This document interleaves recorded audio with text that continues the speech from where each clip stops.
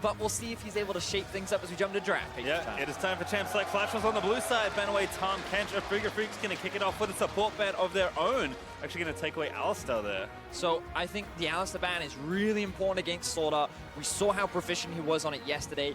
During the laning phase, he was the key player in setting up a lot of the bot lane advantages, along with Mujin hanging around that bot side of the map. So Afrika showing that respect towards Sword Art. Yeah, I'm going to be really interested to see, well, Aatrox has already taken off, if Urgot that's taken off the table here as well, or if they're going to be willing to give that over to Hanabi. He really did struggle yesterday against Zeros, who was playing the Urgot. He got dominated pretty heavily. He was actually the only person on Flash Wolves who was not doing well in their game yesterday, so maybe wanting to try to grab that for himself, and we'll see if Afrika denies it. Now, we are seeing an increase in the Rakan bans recently, largely because the Xayah-Rakan duo seems to be one of the primary focuses for many teams, especially on day one. And by just banning away the Rakan, if the first big Xayah comes out, it means that you're not forced to take that Rakan away. And you've also got to say the three most played here for Sword Art have all been taken off the table, right? The Tom Kench, the Alistar, and the Rakan are all gone. They do rely on him pretty heavily to be a playmaker, so he could look for another champion along those lines, but we do still have things like Braum and stuff available as well. Even a Thresh ban here as well, so perhaps Sword Art will be pushed down a few picks, but with the Urgot left open, Flash was actually first pick Kai'Sa, so we'll see what Afrika Freaks do want to answer with. They'll start things off with Xayah, though. You already mentioned Vedia, Xayah, and Rakan have seen a lot of play so far in Worlds, and Afrika Freaks will at least get one half with Rakan banned away. But the most surprising thing here, gents, is the fact that Urgot yet to be picked up by either side. We know that Keen is a player that has a very deep champion pool. Quinn and Jace are two things that I've kind of kept my eyes on as a potential answer to the Urgot in lane, and that's kind of what I feel Flash Wolves are afraid of too. If the Urgot has been left open, to me it feels like Afrika have something prepared and they're willing to just let it go through this draft. Yeah, some of the mages, a lot of people talk about being fairly good into Urgot as well. Licorice and NA has played Lissandra, but people have also been using Ryze top as an answer into Urgot that is pretty good, and Keen's certainly comfortable on the Ryze. Does have a very deep champion pool, as you said, and really did heavily prioritize the carries, not afraid to go into one of those carry versus carry matchups. Well, Gragas was the next pick there by Afrika Freaks, so Flash Wolves, if it is indeed a bait, they did bite in this phase. So they will take Urgot, and now with one more pick to come through for phase one, looks like back to Sion, which, again, with Urgot already picked, there is some flexibility here, but you have to assume that Maple may be back on Sion once again. Yeah, as you mentioned, Pastry, he played it yesterday, but you have that flexibility option. You can put the Urgot both mid and top, and Flash Wolves are saying, well, you know what? Whatever you pick, we're just going to put the best matchup possible into it, and Sion is often considered a pretty safe champion overall. Yeah, and there is also a small chance of it being flexed to support. Some pros have experimented a little bit with that, certainly much less common than seeing it in the solo lanes, but there's a lot of support bans. Sword Art's off those, so you never know. And we'll see if Afrika Freaks do take this with Vel'Koz up and available. I believe that's already locked. Yeah, it's locked in. So Kuro will take. And this is a big pick for Kuro. We did see it banned against him yesterday, and it's actually his second most played champion during the regular season. Big comfort pick for him, something that offers a lot of wave clear, offers a lot of harassment, and something that just fits into his style so well. And I think that moving away from what we saw yesterday is definitely much more of what we want to see for Afrika.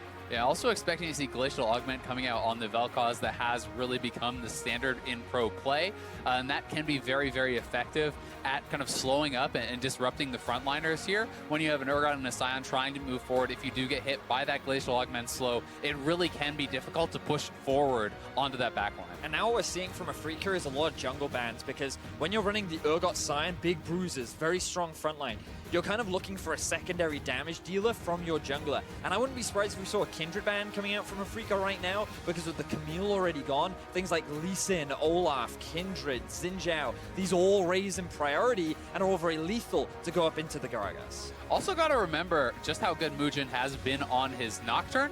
Has really been crushing it. It has been his most played throughout the summer split, and that is going to be available, at least for now. I'll add Talia to the mix as well. Had a great game on it yesterday, so certainly another aggressive jungler he could play, and has had a pretty good showing so far in the World Championships, currently sitting at 75% win rate from the jungle. Flash Wolves, though, they do ban away a mid lane. They took Darius off already, so perhaps trying to insulate one of the tankier people, either the Sion or the Urgot in the top lane, and they'll take away Ryze from also a solo lane, actually, with Vel'Koz picked, but there's the Olaf lock in there for Spirit, I assume. Wow. That's the big question. Do they put the Olaf top lane? Perhaps maybe they want to put it into, maybe they think it's an answer into the Urgot. Maybe they do want to have it in the jungle. Like, yeah, you're right. It could also be a Gragas support. I'm pretty sure it's going to just be like Olaf jungle, Gragas support is what I'm guessing, but there's so much flexibility here. You could have Gragas top, you could have Gragas jungle or support.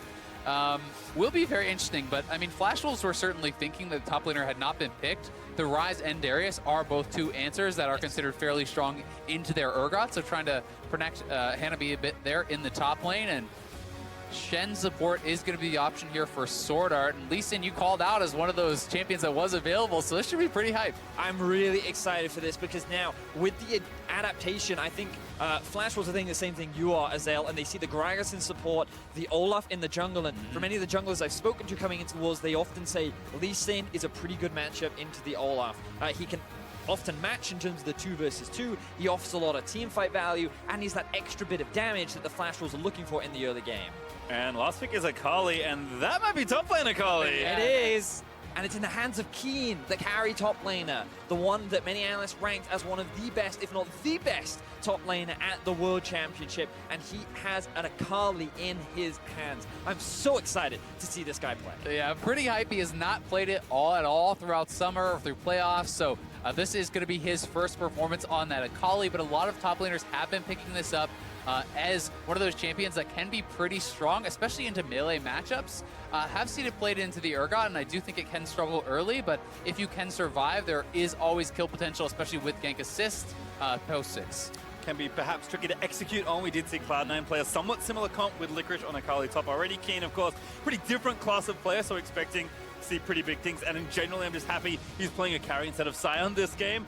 On the Flash Wolves side, though, they're basically just playing like an RNG comp. 3 tanky boys, a Kai'Sa, and an aggressive jungler. I think I saw this yesterday. And a lot of options to roam as well. Sion, his ability to move from mid to bot is extremely effective. And Flash Wolves, I feel they can just stick to their style of trying to put all their resources into Betty, the guy that really did step up at MSI, the guy that has become one of the big carries for this team going up against the Freaka.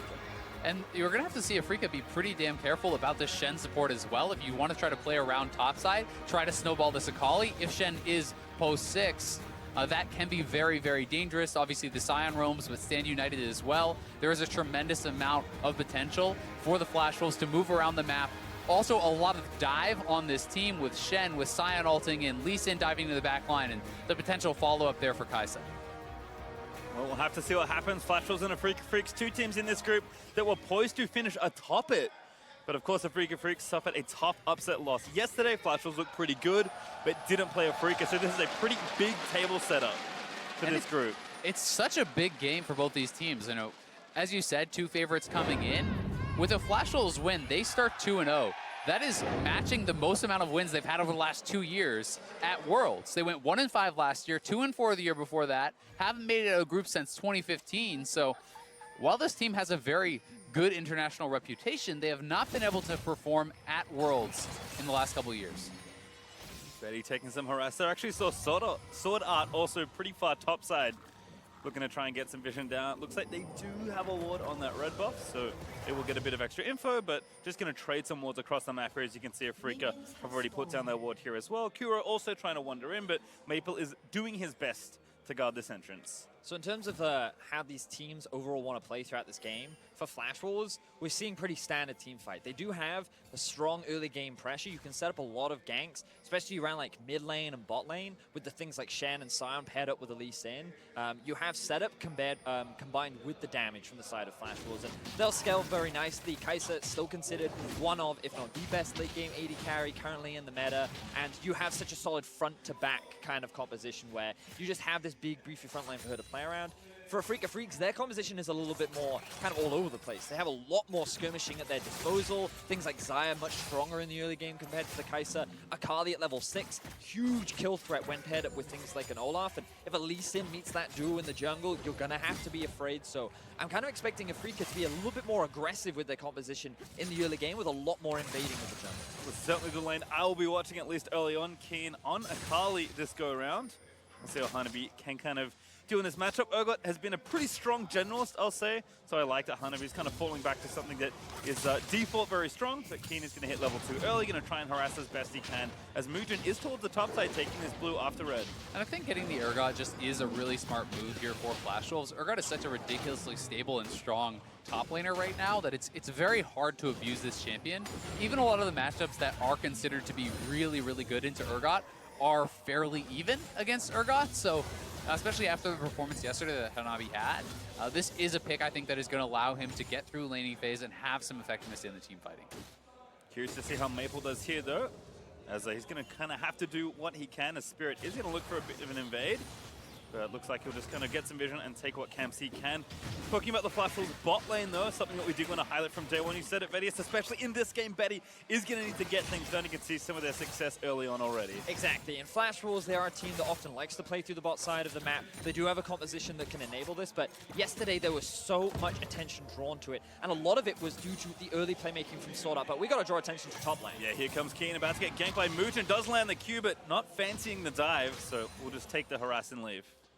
Yeah, and it's not going to be actually too bad for King because the wave is pushing towards him, so no chance of it getting frozen on him. Doesn't have to be too concerned. But you can see that Mujin is actually hanging around, perhaps expecting a potential gank and looking for a counter gank there. Or, you know, theoretically, you could try to go for a dive if you can push in all the way to that turret, as Akali without Shroud is fairly vulnerable. We're also seeing Spirit take advantage of the early strength of Olaf. Often in the World Championship, we've seen very, very early Drakes being taken just due to how much damage you can do, the amount of sustain that you have, and the bonus attack speed that you get, the lower your HP. And now that they know Olaf was on the bottom side of the map, there is a chance that they actually try this dive. We'll see if they're going to go for it, but Mujin gonna play it safe, just head back to base. The Shroud always makes it extremely dangerous, as you know, and it's one of those things where, okay, it's not on cooldown right now, we don't want to take the gamble, and I think it was smart from the Flash Wolves to run the risk, but as you said, huge minion wave being set up, the dive was definitely possible, and instead they're just going to choose to back away. But Azale, something you talked about was the Glacial Augment that we saw from Kuro. Both him and Maple have decided to run at this matchup. Yeah, pretty interesting to see that on the side of the Silent as well. You know, not too surprising. Most people, I guess, do go that on Sion these days. Ever since the E-nerfs a while ago, Comet kind of fell to the wayside, but certainly Glacial Augment has been very, very good. We even got to see it in play, and actually on Ahri, I believe it was GBM brought that out. So have been seeing more and more players experiment with that. You do lose some damage, but you gain so much in the way of control. The slow is so ridiculously powerful once you have your spooky ghosts, and I like to call the GLP the Super Soaker. Yep. It definitely is very disruptive, especially against all these melee champions, right? There's essentially 4 melee champions who could be in your face and can get hit by that slow and set yourself up for that ultimate. And for me, one of the best things about Glacial Augment on champions like Ahri and Vel'Koz is the amount of setup that provides. Because on Vel'Koz, ideally you want to get those max passive stacks, which means that you need to be able to land your knocker. And the best way to do that is to have a very overpowering or overbearing slow that makes it that much easier. So that's why I'm a big fan of it. And as you said, while what you lose in damage, you definitely make up for in utility. Mujin did dip bottom, if only briefly, but a nice value Scry's win. We'll spot both these wards around mid lane. We'll see if Mujin sticks around for a potential lane gank, as Sword Art, Mr. Playmaker himself, going to fade towards the left-hand side of the map, but looks like it's time to do the Scuttle Crab instead. Yeah, and I think on the side of Flash Wolves, they're going to be pretty happy just playing a fairly measured game, a fairly slow-paced game. I do think that Afrika is going to have to kind of choose their moment where they do start to really ramp up the aggression and start to try to play a little bit more high tempo of a game when you have, you know, this Gragas and when you have people like the Akali on your team. I do think that there is more pressure to be making things happen, to be finding these little skirmishes, finding little fights across the map as you're trying to kind of avoid, I think, some of the straight-up 5v5. And one of the things I often think about is, like, when you play assassins into kind of Bruiser's tanks, it's one of those very, in my eyes, volatile matchups, because when you're an assassin, you often have the advantage over tanks because they can't match you in terms of damage, but you will get to a point where you're just too tanky and they just can't kill you, which is why I think this top lane matchup is really important for Afrika Freaks. I don't think you have to snowball the Akali, but I do think you need to get her ahead, because someone like an Urgot, we've seen so many times that he's just so naturally tanky without even that many items. And in a side lane, I think it's going to be really important for Keen to be ahead. Otherwise, he's not going to generate as much pressure as they would like with the draft. And when you show up to a team fight, you have literally one target, right? You can go on the Kaisa, and that's basically it for the Akali here. And Kaisa is going to get to a point where you have the ultimate shield, which is very, very big. You have the Stand United, potentially a Locket or something like that can be coming through. So there is going to be quite a bit of protection for this guy, and that's why you have to be very crisp about those plays and really make sure you're going for it at the right moments. That Tucson and Spirit and Keen are all going in at the same time, are all executing on those same types of plays. Well, looks like early TPs have come through for the top lane. Keen back with a Seeker's Arm Guard done, and looks like an early fade here for Hanabi. Yeah, and that really does tell me, I think, that he is looking straight for kind of the playmaking and being able to go back into the back line. If he does rush for this Zhonya's instead of something like a Gunblade, it's much less about the 1v1. It's about being able to dive into the back line, be incredibly disruptive, potentially even just zone Betty out of the fight. Well, Spirit is going to do this grump, but Mujin already here with Maple, who's roaming into the Afrika Freaks jungle. Kuro around the other side as the blue buff does get started up. Spirit pops Predator as Tucson kind of fish with the barrels and get some vision around, but taking some damage here as the Afrika Freaks collapse, but Flash will sticking together. Despite the 4v4, no blood spilt. Now, Flash Rolls felt that they had priority in this situation because the bot lane had been able to push up, and Maple was able to roam through Afrika's bot side jungle. So, with the assistance of Maple, this should have, on paper, looked like a very clean Baron, a blue buff. That's an early Baron. Yeah, that's a very early Baron. What it resulted in was Afrika, they very quickly collapsed, and we even see a bit of a sacrifice from Kuros' farm. Not too much, he's not too bad, but they basically said this build-up is too important to get in the hands of Kuro, because what we don't want is Maple roaming bot. Remember that we said that for Flash Wars, they want to focus on getting this bot lane kind of through the laning phase. You can often suffer against Kramer, and if they can, they want to get him ahead. They have a lot of playmaking tools. And right now, this could be Afrika. Maybe not.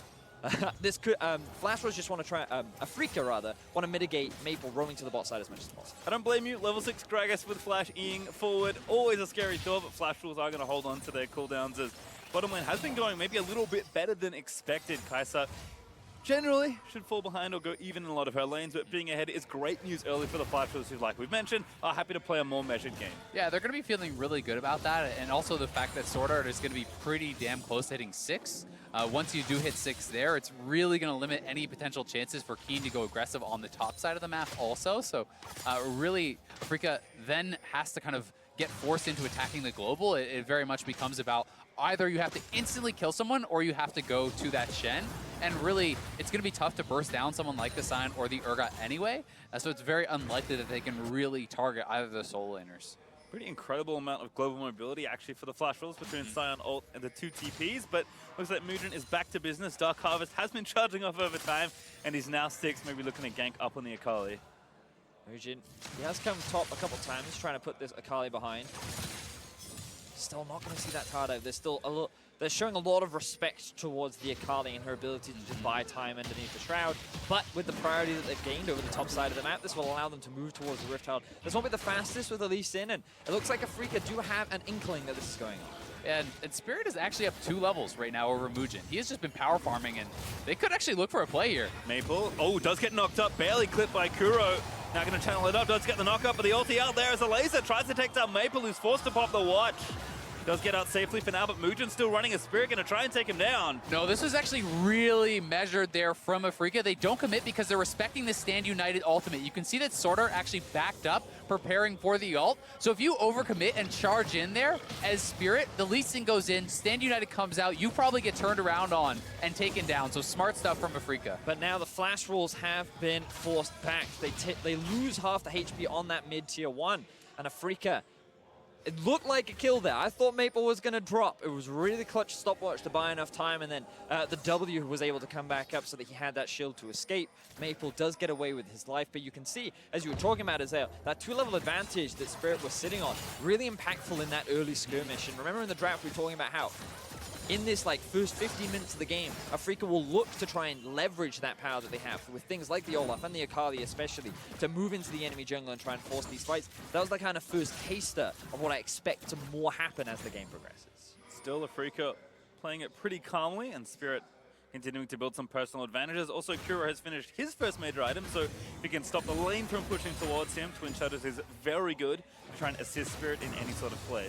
Yeah, it really does set up for the knockup, as Vedius was saying, very, very well. It's also really powerful just as a scouting tool. Hey, you want to go ward? Pop the Spooky Ghost. That'll clear out the way. You can see if anyone is around, you can then move forward, and does give another way to really kind of scout out those brushes beyond just face checking and beyond that blue orb. Interesting, the Akali actually started off with the Seeker's Arm Guard and now immediately building towards the Gunblade. I do think Gunblade is like the biggest item spike on Akali. It gives you so much extra burst, sustain. It's like the perfect item for her, but the fact that it's been delayed means that her 1v1 and skirmishing power will definitely be mitigated, but she's done that in favor of having a slightly healthier laning phase, which, to be fair to Keen, he's done a great job in so far. And there is a ton of physical damage on this squad, right? When you're looking at most of the physical damage, you know, is obviously going to be, there's Lee Sin, the Sion's mostly physical, Urgot is almost all physical, right? You are expecting Kai'Sa to build more of an AP style of build because everyone else is doing so much physical damage, but anyone that would attack the Akali in the laning phase is going to be dealing that, so Seeker is certainly very efficient in that regard, and as you say, just trying to play it safe, making sure he doesn't go down from any potential ganks. Flash Wolves, though, after some good pressure in almost all their lanes, Mugen is going to try and start up this second Drake and take that one away from Afrika. He had the very early Cloud taken by Spirit, but it looks like this Ocean may do a nice job in kind of extending this lane phase here for Flash Wolves. And again, no first blood has passed yet for 13 minutes. Betty is still farming up and keeping somewhat of a CS lead in bot lane. Like, again, the slow and steady style with this Ocean should fit Flash Wolves just fine. Yeah, it's certainly nice to grab, and especially if you do think you're going to have control around the bottom side of the map, well, just see what next Drake is going to be, right? Maybe an Infernal spawns. Maybe there's something there that you are going to be more happy to fight around, but for now, both teams definitely playing a very measured style of game. No one really willing to fully commit forward and try to look for a play. On Afrika, it's very hard to do anything with that Stand United available, and Flash Wolves are happy kind of just waiting.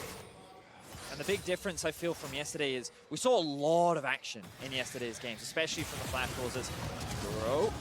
That's going to be a flash, but here comes Maple chasing him with the ulti. Not going to quite grab the knock-up as Spirit. Pop Predator and is going to run mid as the Death Laser is going to be channeled out by Vel'Koz. There's Mugen, though, finds a tag and Sword Arts come in. They're going to try and make the play. Ragnarok is good, though, for Spirit. Avoids all that CC and now is turning back around to try and chase, but cooldown's burnt and still first blood is on the table. So another skirmish happens around the middle lane. Kuro forced to burn both the summoner spells because he face-checked a brush and was not expecting to see a hungry Maple there, but now we see a potential play in the bot. Dirty with the flash, supercharges out of there. Very nice play as he gets away from Tucson and Kramer returns. Yeah, nicely handled. And as you say, I mean, Kuro had Spooky Ghost up, though. He could have actually just popped it a little bit earlier. I think he wanted to perhaps get some more range on that before he did drop it and walk straight into the Scion. It is a trade of 2 summoners for 1, but they also get the Stand United out, and is a fairly long cooldown. You can see Sword Art is kind of prioritizing getting some early CDR with those Lucidity boots, so wants to be able to use that ultimate bit more, but they may go for this now. Shroud is down. Yeah, it is down there. Q-Tag is going to be good. Disdain is there. Looking for the ulti, and there it is. Hanabi going to grab himself first blood. And Flash Wolves finally find the kill that they've been looking for, and they get it onto Keen. It was such well executed after punishing Keen to utilizing the Shroud to try and get a bit of a favorable trade onto Hanabi, but now it will cost him his life and potentially first tower of the game. Yeah, 4 members up here now for Flash Wolves. They pulled off the lane swap. You can see that Afrika is trying to match it, and Flash Wolves not really pressing the issue too much just yet. They will be able to defend the turret, but a nice kill there. Well coordinated between Mugen and Hanabi there. And the thing for Afrika is they haven't really been pushing their vision that aggressively for most of the game. This top side of the map has been heavily in Flash Wolves' vision control. We've seen Mugen controlling with the pressure that Maple's been generating, and Hanabi just doing what he can to bully Keen around. And as a result, we've seen multiple Mugen ganks come up towards the top side, but finally, 3rd time lucky, he's able to pull it off, and they find that kill. Well, Spirit is up here, so House Betty and Sword Art will have to play back a little more. Maple did TP back to mid lane, so he's available with the ult almost being back off cooldown. A Spirit eats a quick Q there from the Scion, but things should all reset back down. Flash Wolves do get the Rift Herald in that translation as well. As we move up towards the top lane, but let's check back in with our first blood presented by Acer Predator. Yeah, and here it is one more time. The Shroud was just used before that, and then honestly, just a really nice combo there. The Fling Flash into a Lee Sin kick. The ultimate is already out there, Fear Beyond Death. gets the execute, and they are happy about that one. My favorite thing is that Soda celebrating all the way down from the bottom. He was nowhere near that kill. Team support's job. You're the cheerleader.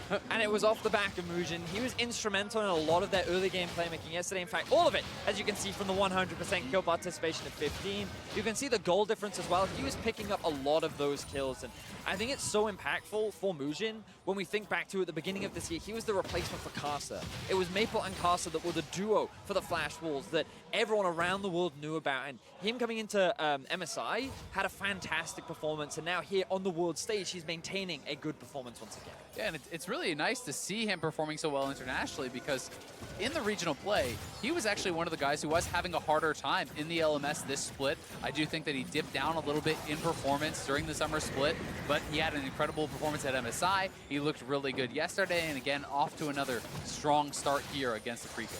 Herald channel top though. Flashers are going to try and grab the first turret of this game as well, but needed a little bit extra as the Afrika Freaks try and CC Shelly up for enough time to take it down. They do nab that eye hit, and that will take it down. So still that extra gold of that first tower is on the table. Kind of, at this point in the game, I like to look back and see how the teams have played towards their win conditions. And so far, we haven't really seen a huge amount of skirmishing from the side of Afrika Freaks. We've seen Keen kind of left on an island to fend for himself, and now he's fallen behind and his tower is at risk of going down. He may be able to trade it towards the bot side of the map, but in terms of early game playmaking and pressure, we haven't really seen a lot from the Afrika Freaks so far. And honestly, I think you have to credit a lot of that to the fact that Flash Wolves drafted two really tanky solo laners. They have the global on the bottom side of the map as well. They played intelligently, pushed and back off on the bottom side. Like, they've just played a really smart game, not left a lot of openings there for Spirit, and as a result, Flash Wolves are in a fantastic spot going into the mid game. Righteous Glory though for Maple was channeled as he looks to defend this mid turret. Afrika Freaks have decided, you know what?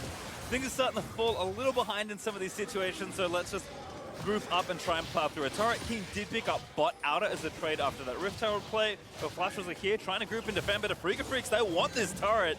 They will be able to take it though. Honestly, very nicely done by Afrika. They get two turrets off that, despite the fact that Flash Wolves had the Rift Herald, had more pressure on the top side of the map. Flash Wolves honestly kind of responded to that mid lane turret pretty slowly. They were over multiple members doing that red buff, and very slow to react to that play. We also have to remember, despite the fact that Flash Wolves is so ridiculously tanky, there is a tremendous amount of true damage that can come out from the Vel'Koz with the passive and the ultimate coming through. So if Kuro is really well positioned in a fight, you can shred through these tanks. And that's kind of what I'm looking forward to, how these team fights will play out, because Afrika's comp is not conventional, it's not meta in the same sense that we often see, and when you kind of look at this, you're expecting more of a split push style, right? I was expecting the bot lane to kind of have an early lead, I was expecting them to try and rotate around the map. Oh, Tusi may be caught. Gonna get tagged again. Mujin looking to keep that 100% KP up and going. There's Betty gonna charge him with a killer instinct after the kick, and he swoops in for an easy one. And Flash Wolves find themselves another kill, and it's Flash Wolves that have the pressure. Note how mid has been pushed up. Top lane is in their control, and because they have the map in their favor, they're the ones being able to move into the enemy jungle, and Afrika Freaks, they don't respect that. And I love how they recognize Tuzin is a guaranteed kill. They donate that over to Betty, get the Kaisa going, and he is going to be going for that AP build, working towards his Nashers, and certainly is going to be a really big threat. The potential to dive and have that Shen backing him up with a massive amount of shielding, and also, as you said earlier, just playing front to back. Yeah, because they have such a solid front line with Shen, they have the Scion, they have the Urgot, but double Righteous Glory is now in the form of Flash Wolves, and here you can see, just look at the minimap as well. Maple has mid pushed up, the top lane is pushed in their favor as well, and as Tusin, you're not allowed to be in this position. You don't have the control over the map to be able to ward that part. It's not your turn, and as a result, Flash Wolves very quickly find themselves ahead. Yeah, and that's a situation where you really need to have Spirit there with you and be going as a squad. You can, have him perhaps face checking forward, using that ultimate potentially to retreat if they do need to do so. And this is a fairly squishy Gragas. Yes, he has a little bit of armor from Glacial Augment, but this is a Spell Thieves Gragas Level with 9 Lucidity as well. boots. Like, he's built 0 HP whatsoever. He's a squishy boy. And I kind of love what Flash Wolves have done as a team as they've developed. Like, we thought for a while, you mentioned already, Maple and Casa were the two guys that always got work done for the Flash Wolves. And now it's Mujin and Betty. Yep. Betty's now been with the team for quite a while, but Mujin is one of the new kids on the block for this squad, and they are the people that, again, getting the gold, being allowed to make early plays and apply that pressure. And to see someone like Maple go from LeBlanc to double Sion games in a row, it warms my heart because this is a team that's clearly willing to.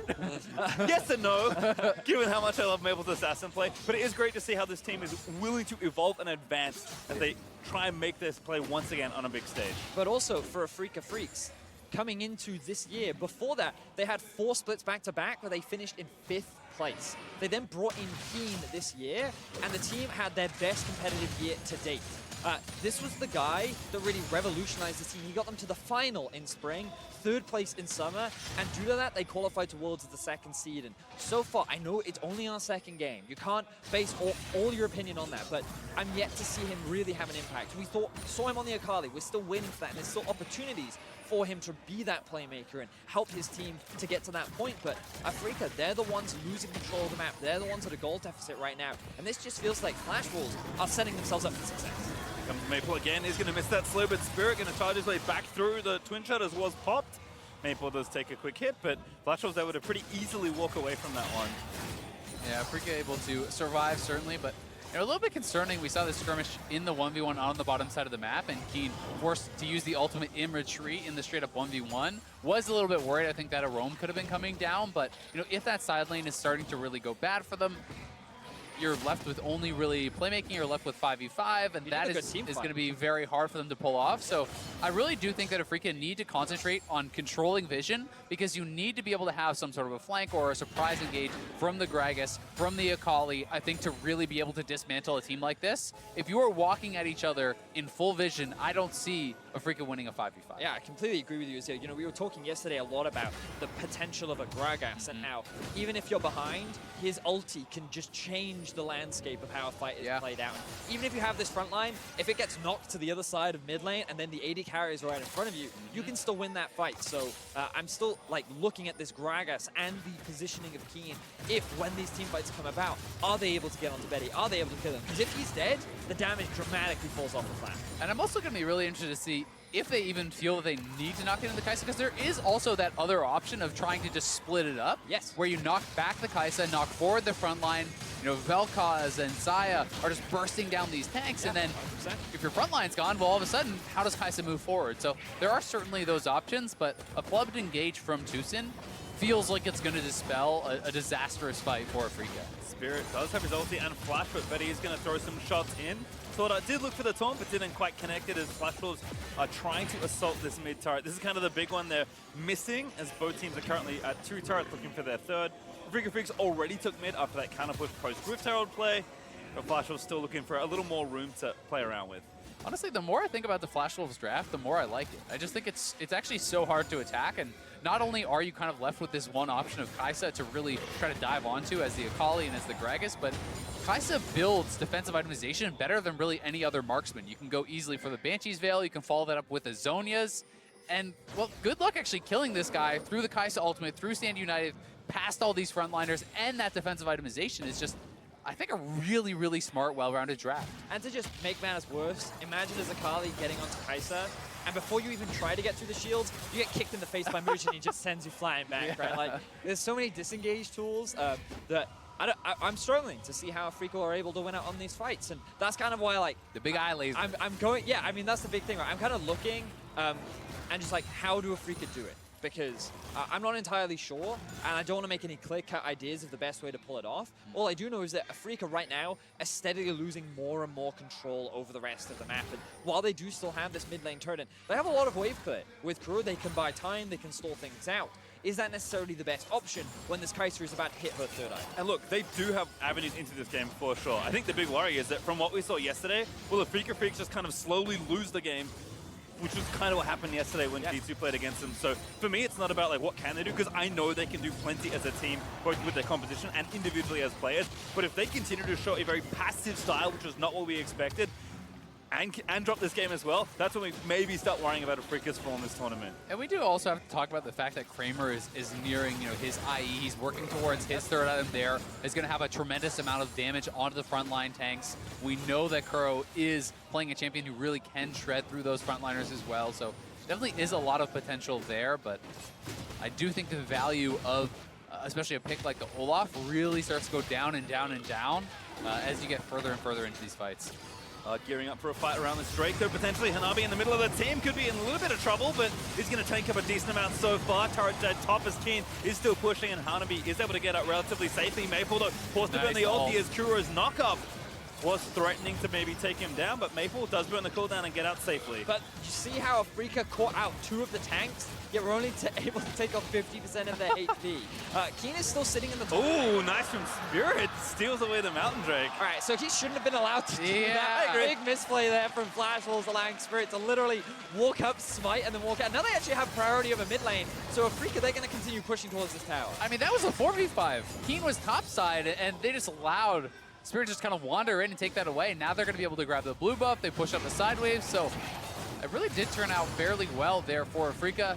Not the biggest deal grabbing over on that dragon. It's not an Infernal, and I don't think it's really going to be game deciding at this point, but certainly felt mismanaged by Flash Wolves there. I think you've always got to remember about the Elder Dragon condition, right? Like, even if the Cloud and Mountain maybe not as team fight valuable, definitely continue to stack up and offer a lot more additional if you can get that big objective later on into the game. But yeah, so that was like a weird exchange, definitely, because weird. Afrika didn't want to fight because they had Keen top, and they were like, all right, if we just allow him to keep pushing. But what if I just walk up to the dragon and smite it and then walk away? Just like, I think no one's gonna. All right, I'll take this and then I will walk away. He didn't even use ulti.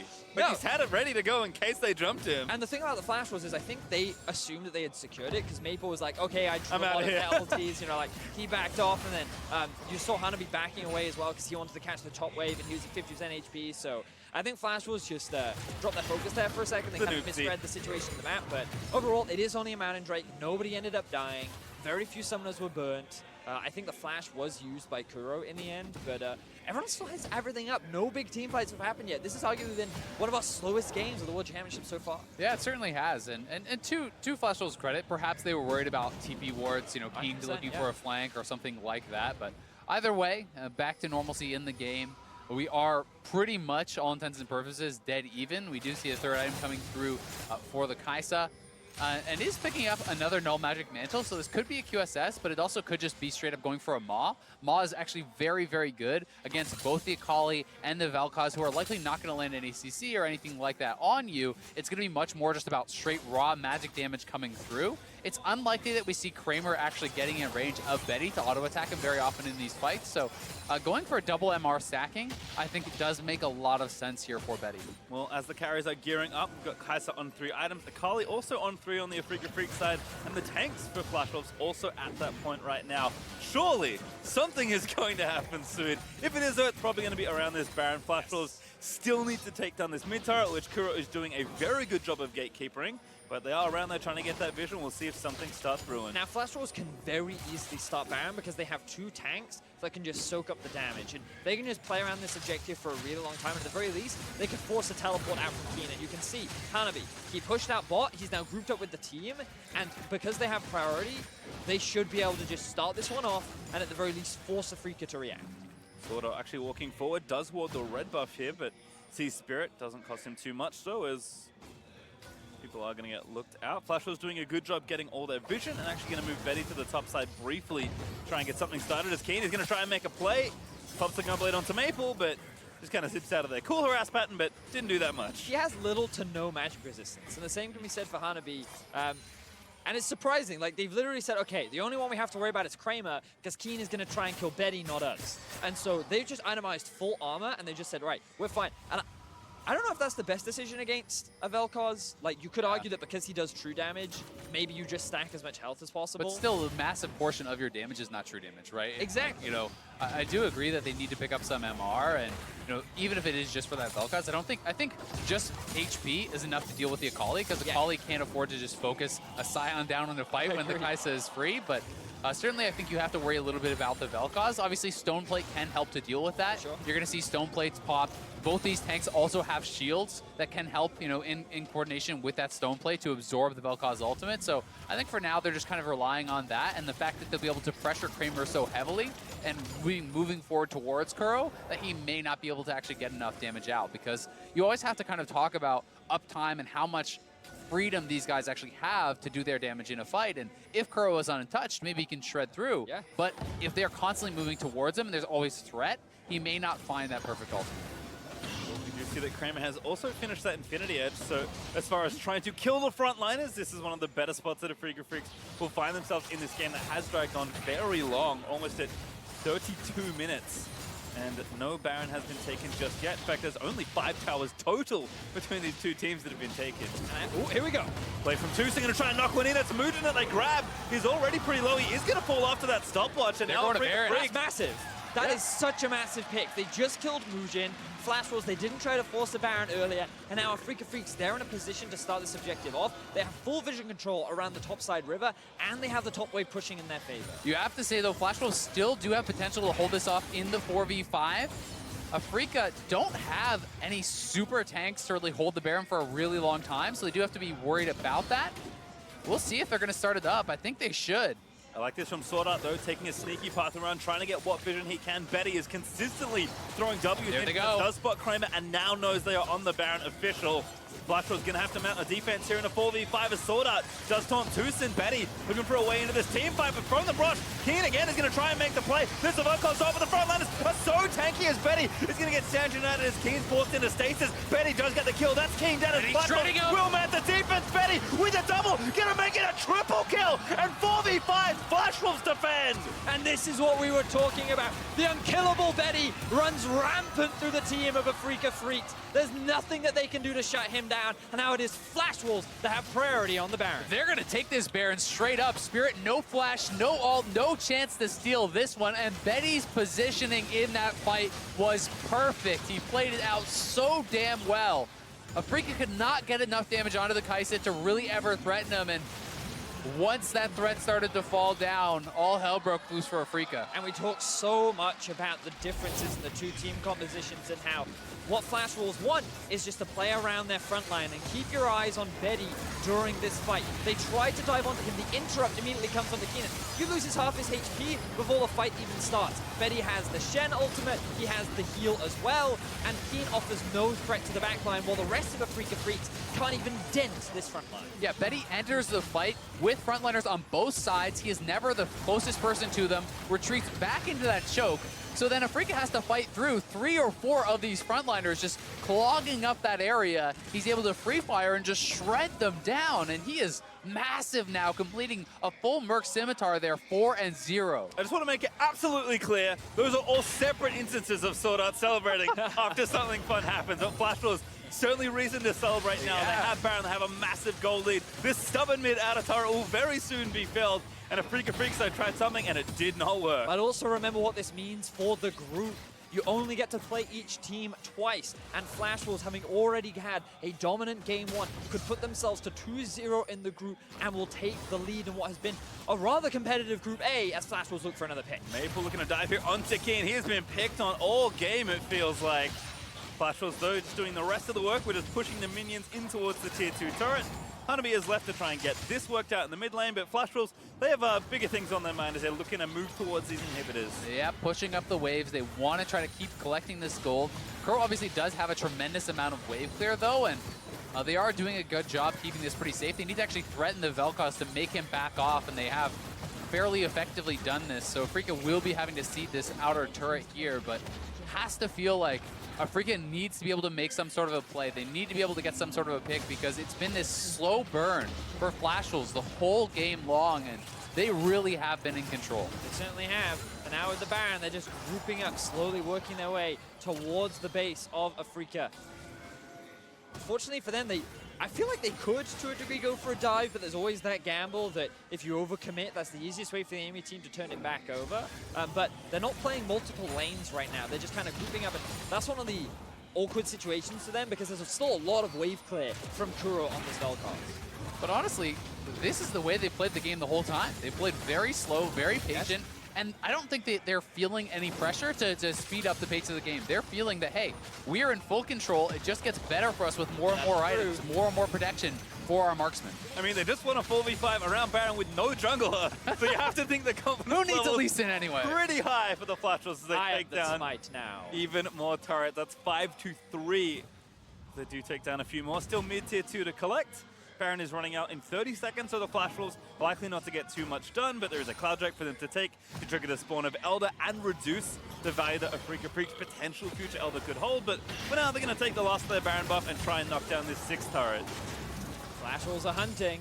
They see the prey in their eyes. They're going for the dive. Dive is brewing. Kramer likely to target this. Hanabi going to charge in as Curry gets flipped back around. Betty! He's back in there, but Keen's actually doing a decent job zoning him away. The Stand United bird to try and defend his Flash Wolves. Maybe going a little too far with Hanabi. He gets the first kill on Kuro, but there's actually the counter kill there for Kramer. This is able to grab the shutdown. The turret will fall.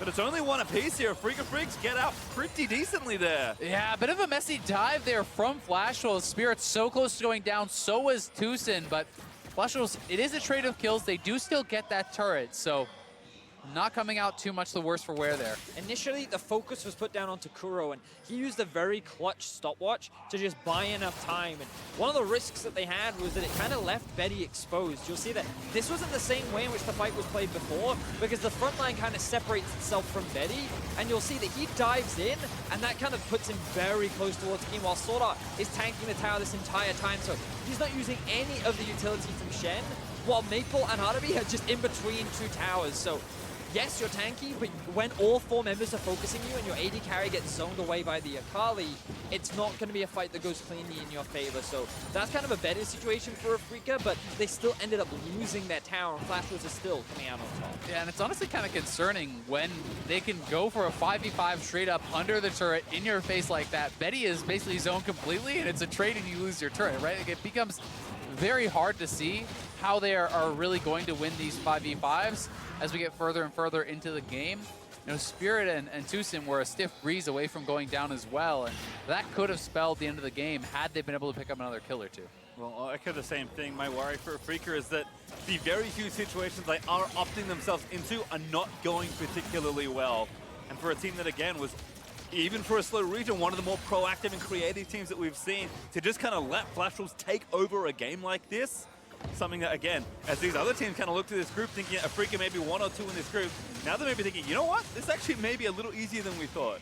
Yeah, certainly possible, but credit to Flash Wolves for playing such an excellent game. And Zonia's is now completed, triple defensive items on the Kai'Sa. We talked a bit about how well this champion itemizes defensively, and there is a ton of protection for him as well. You can see Swordar has picked up a Locket as well as a Redemption. They have a Knight's Vow for him, I do believe, as well, somewhere in there. Perhaps, yeah, it is on the Lee Sin. So, you know, there's so much protection for him that it's like, you know, you look at his health, and then you basically have to add 2,000 to 3,000 additional to just get through all the extra shielding and protection that's going to be on it. It's tough for one Akali to try and get through that all. Now, the Baron spawns in about a minute's time. That's what Flash Wolves are waiting for. You can see them setting up the waves, but they haven't invested into the vision yet. And one of the problems that you have when you get this late into the game is item slots become scarce, and you'll note that the number of control wards available for the Flash Wolves is much more limited to what it was before. Now, I'm very disappointed in Mujin that he hasn't sold that empty stopwatch in favor of control wards right now, because the junglers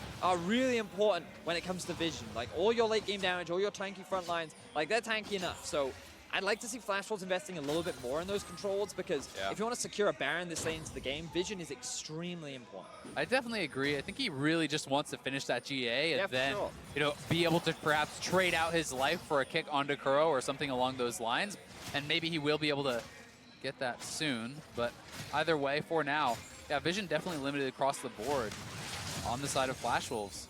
They have picked up a couple of wards now, but now they're collapsing onto Keen. This just keeps happening. Maple pops the righteous Gory, charges in. Keen already taking a little too much damage. There's no real carry here. There's 3 people gank him. Oh my Betty. God, that did so much damage. Yeah, that was Betty. That was the passive proc into the, I want to say it was the W that hit him. Yeah, it was. And then obviously it's AP Kai'Sa as well, and that ability scales extremely well with AP. And now with Keen dead, Flash was like, oh, shall we begin the Baron? Makes more sense. I saw a purple champion who was stacked on 2 tanks, and I thought it was Sword Art. Was Betty, though? So like, wow, like Keen got some damage. Yeah, I was like, what is happening? What are they doing with this balance? How many Dark Harvest stacks has Mujin collected in a 40-minute game?